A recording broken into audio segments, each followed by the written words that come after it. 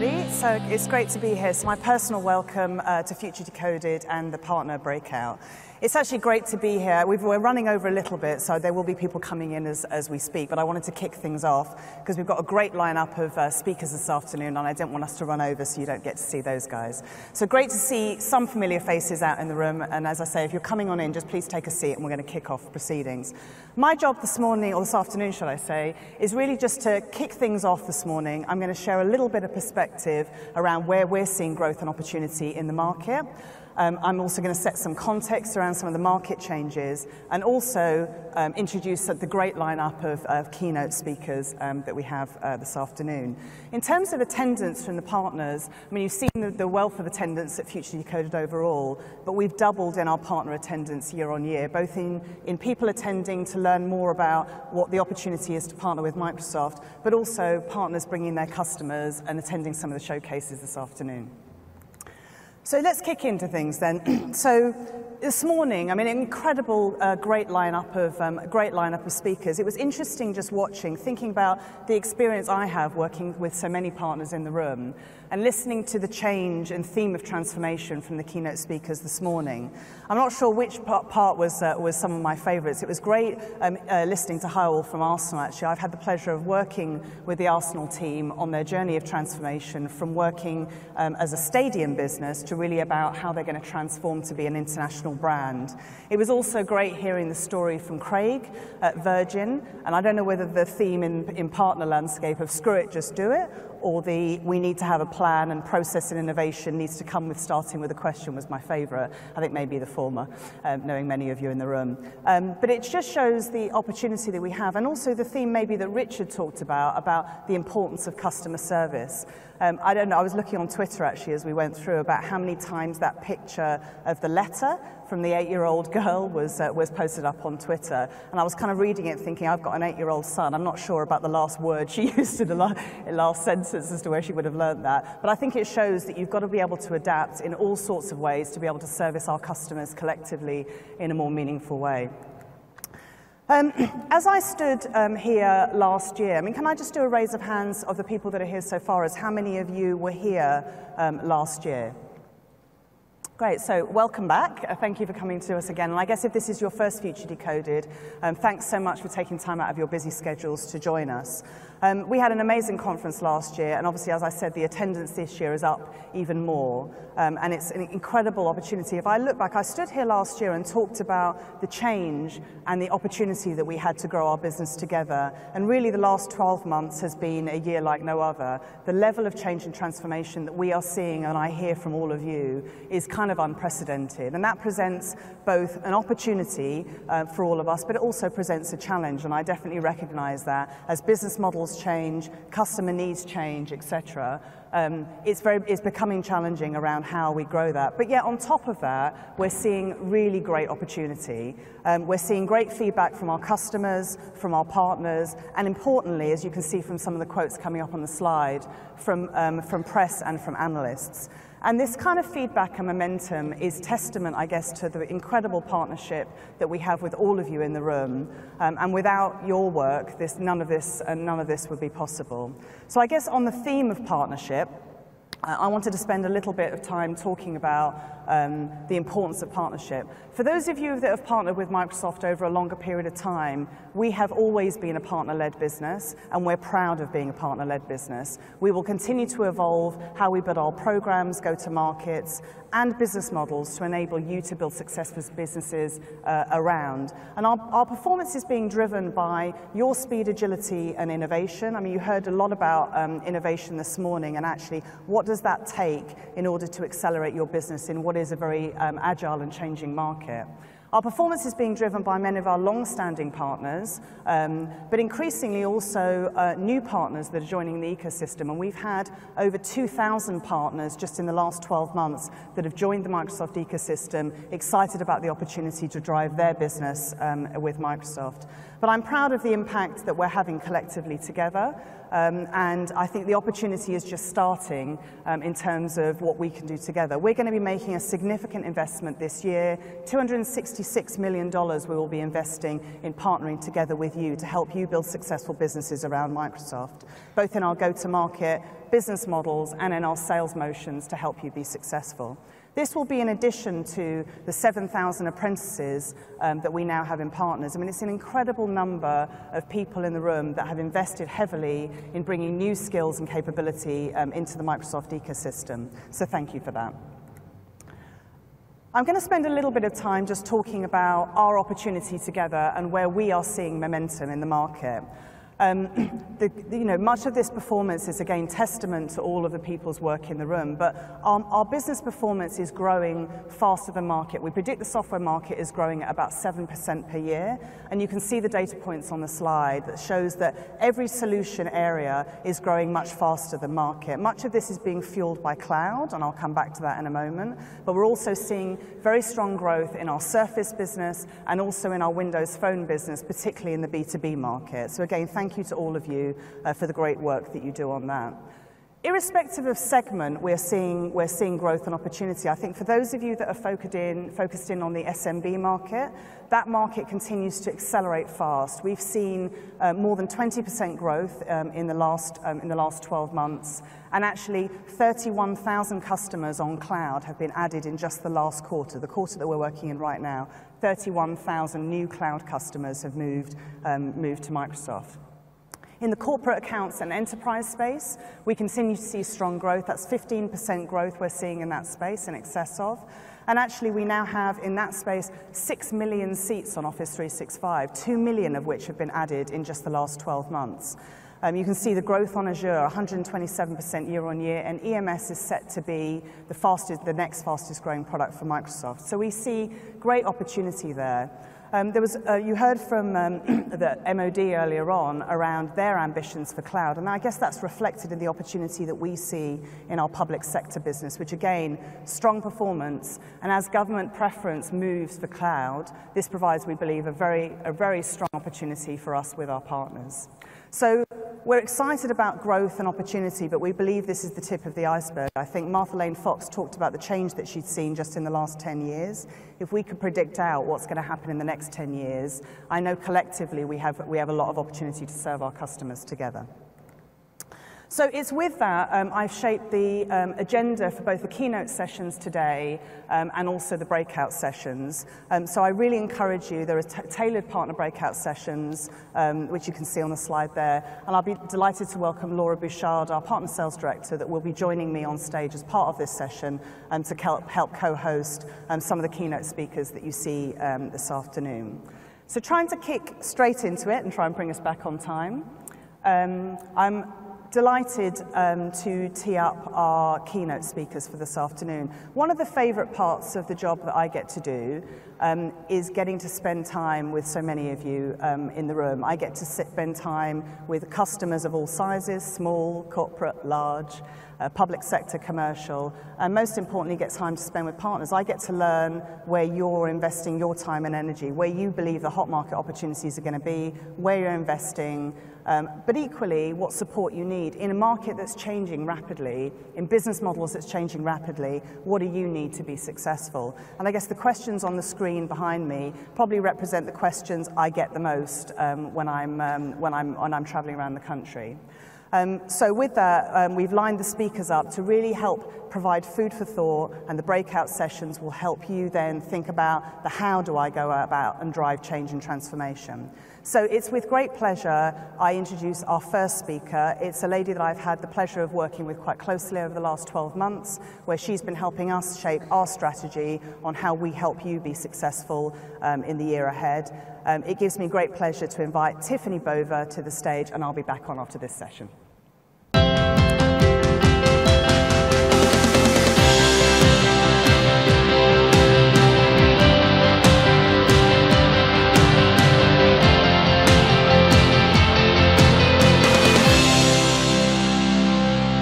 Good afternoon, afternoon, everybody. Thank you guys so much for coming and spending a little time with me after your lunch break. Hopefully you have found these sessions this morning to be really informative and bringing some new clarity to what you should be thinking about, both as we end off this year and as we start thinking about what's going to happen in 2016.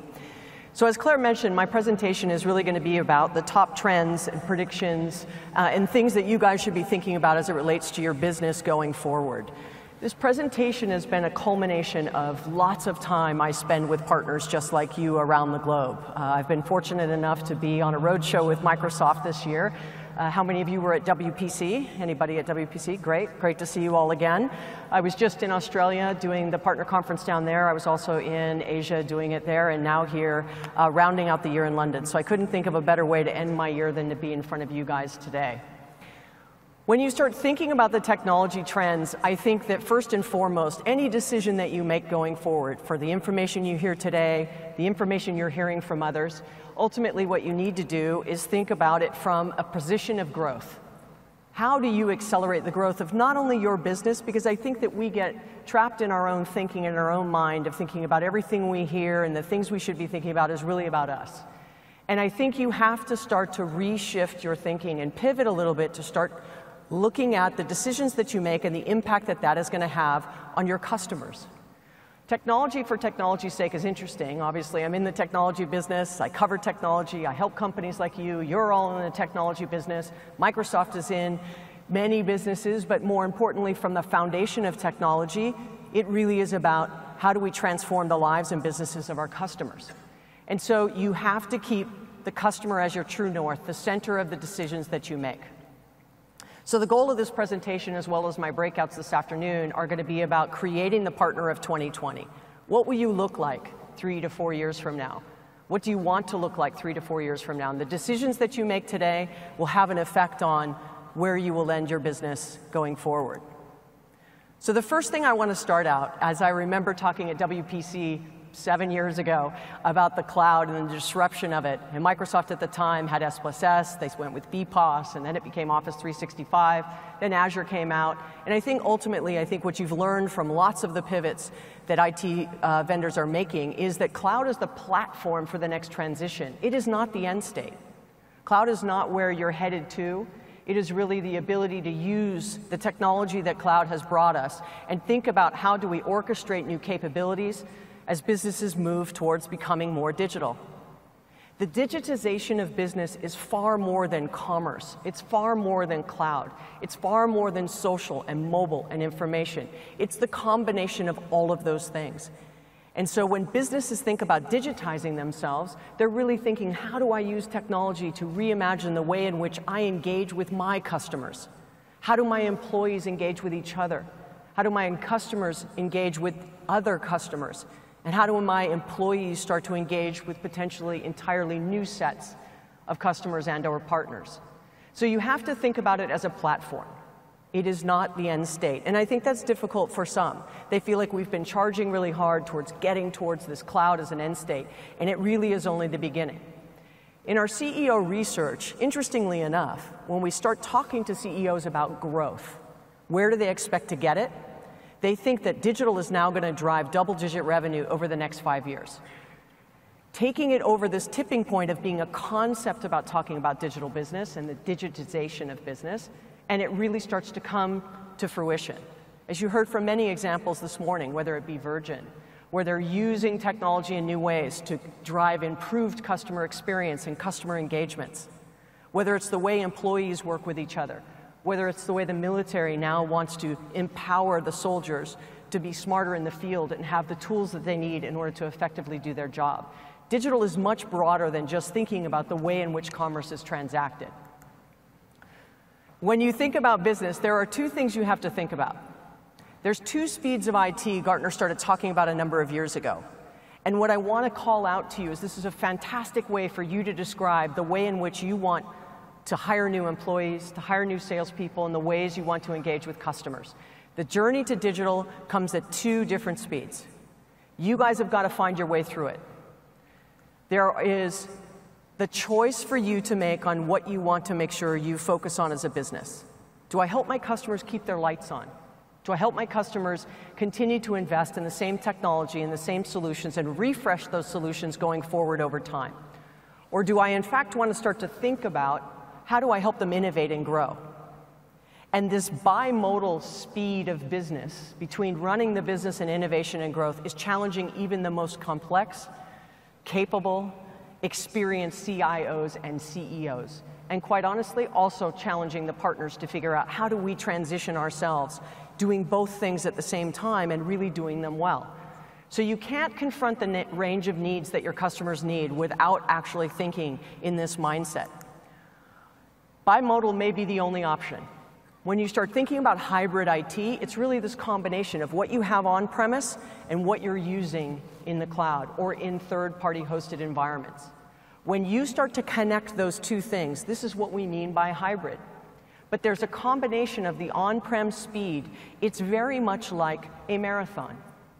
You do a scope of work, you go out to RFP, it takes you a year to maybe deploy and implement and fully realize, train your employees, get them to use it, and start to see the impact at the business layer that the deployment that you've made actually was the right move.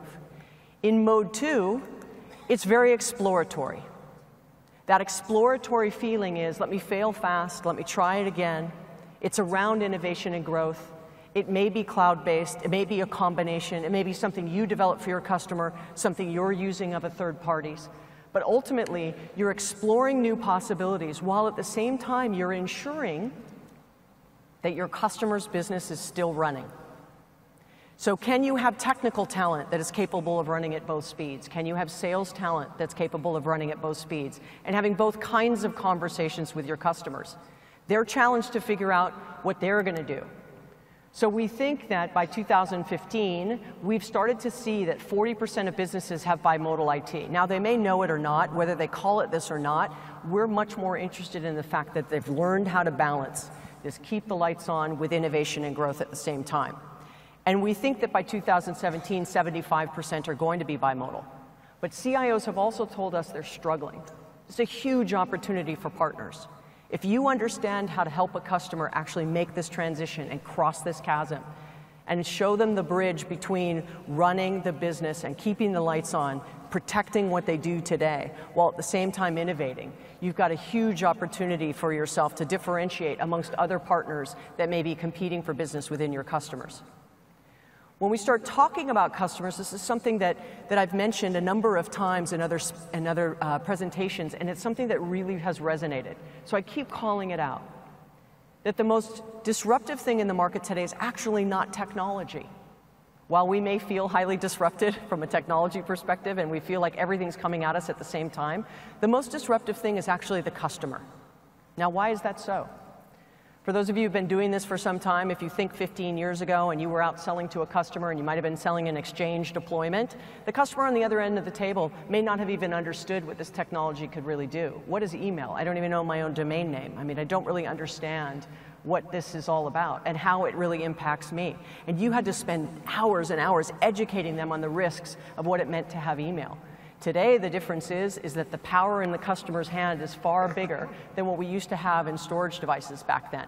And so the customer now has the ability to control all kinds of facets of their life right from the palm of their hand. And so the challenge for you now is they may think they know more than they do, but they know enough to give you a challenge in the sales process. So you really have to think about what is the definition of the customer. What do they look like? Is it a line of business buyer? Highly, highly disruptive. Who's spending some 38 to 40% of the total IT budget coming outside of IT? Is it an IT person? CIO, IT manager, database manager, email? Is it a CIO? As you get higher into the size organizations, it's more complex as they're sourcing and procurement. The customer is totally different, which means there's now team buying, also very disruptive, much more so than what the technology can do. Because they're more in control and the new line of business buyers have more power, we now have to figure out how do we sell what they're looking for in the future versus what we know. You have sales reps that are very good selling the current portfolio. They understand how to position it. They understand the differentiation. They know what makes you different. They know where they win. It's when they start to stretch themselves outside of that particular buyer they've always done business with or the conversation they've always had that you really start to see innovation in the sales cycle show itself. The moment that starts to happen, you start to have really relevant and innovative conversations with your customers. And their needs and solutions are much more about outcomes. So I'm sure, as many of you, I was trained on solution selling probably 15 years ago. And I can tell you that today, now, when I really see outcome-based buying, I know for sure we've faked our way through solution selling for a long time. I'm not really sure how a network device or a storage device or email in and of itself is a solution. The solution is, how do you solve a business pain? How do you tie that to business process? How do you enable and engage customers and employees in new ways? Solving business problems is the next solution. It is the outcome that customers are now demanding. When you think about how you're going to compete in the future, please keep in mind that customer experience for us is the new battlefield. As you heard from Virgin earlier, right, we don't want to just think about innovation from a technology standpoint. How do you actually start to transform a customer's business, thinking about how they engage with their customers? And I want you to also think about how you engage with your customers. Is it always a phone call? Is it always an email? Is it always a direct mail piece? Do they feel that you're actually engaging them? Is their experience with you positive? And so you have to think further than that. You have to redefine the value of your brand.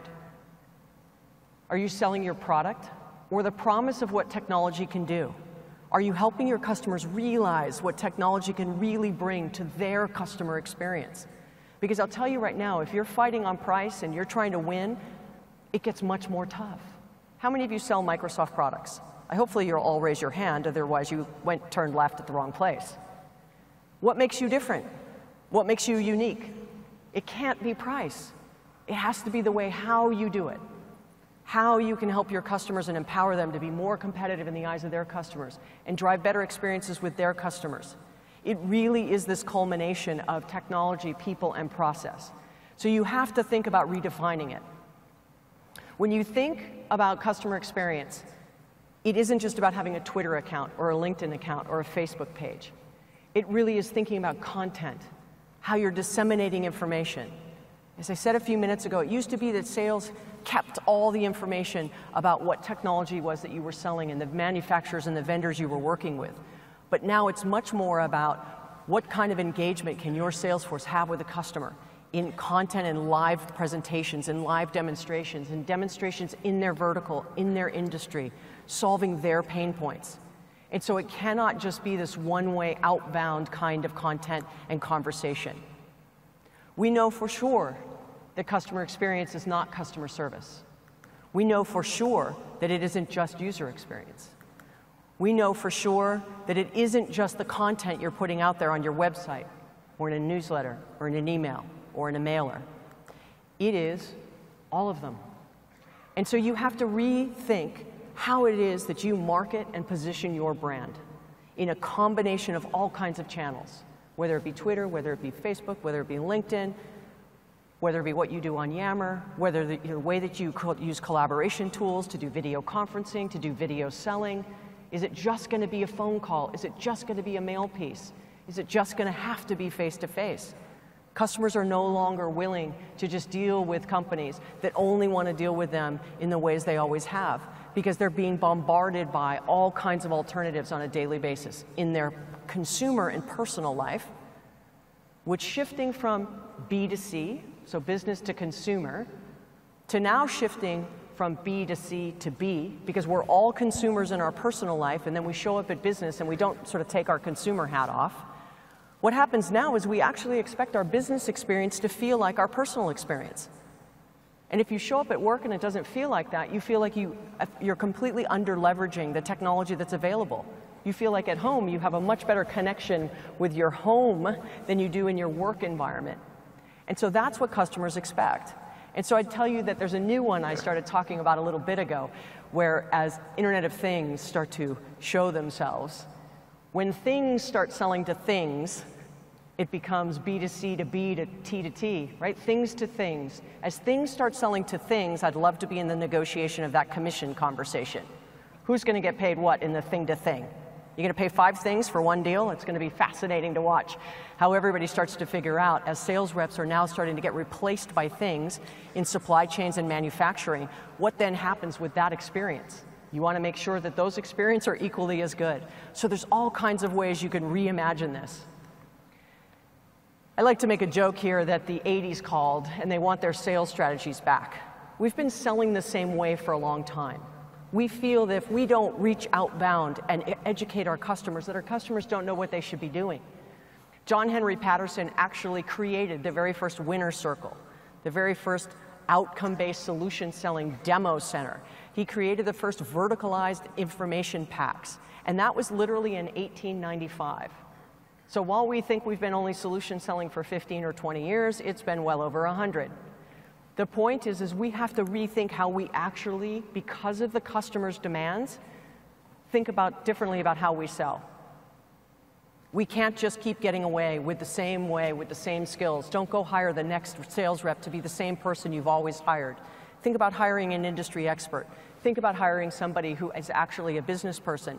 Partner them with a pre-sales engineer. Create a powerful team to go in and have really valuable outcome-based conversations with your customers.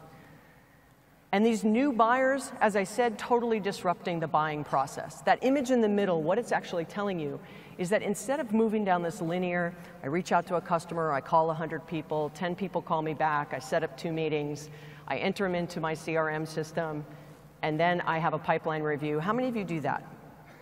How many have believed that that process is just perfectly linear?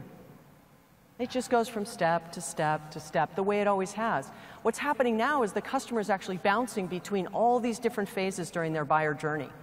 And so you have to make sure that you give yourself and your sales reps permission to go on the buyer's journey and stop trying to push the sales cycle. And this new expectations of you is that you actually understand where they are in their buyer journey.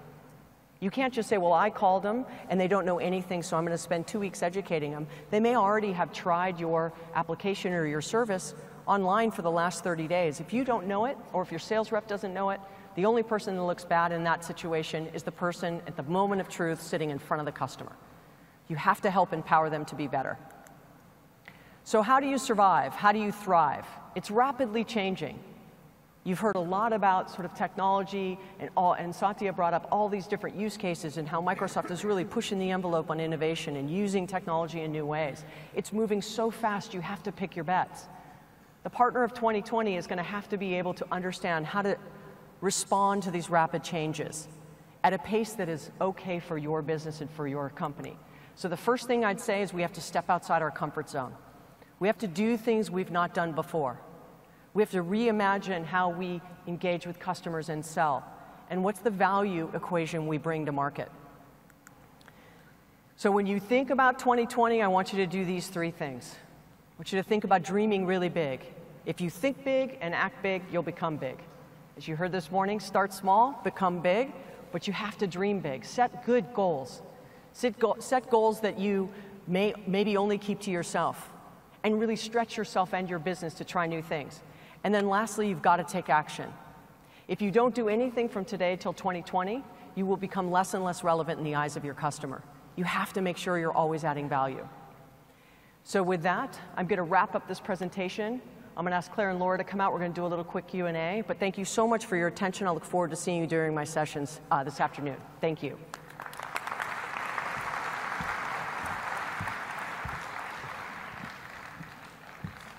Right, so thank you for sharing insight. I know you'll cover more in the time that you've got in some of the breakout sessions. So just remember, Tiffany's breakout session will be repeated twice this afternoon. But I thought maybe we could just tee it up. There's been quite a lot of questions on Twitter. So thank you to Gavin from Blue Source, Margaret from IA-Cubed, and Chris from Tech Quarters, just as examples. I've tried to group some of those together for the first question. So first question to you, Tiffany. Could you share some examples of what partners have done to successfully transform in the experience of working partners in all different continents? That we talked about earlier on? And I also want to thank all the partners that tweeted me questions. I appreciate it. Hopefully you saw my answers. I would say this. I would say that there are 3 common elements. The first one is that many partners who have decided to make this transition have had to learn how to be okay with the top line revenue number actually dropping.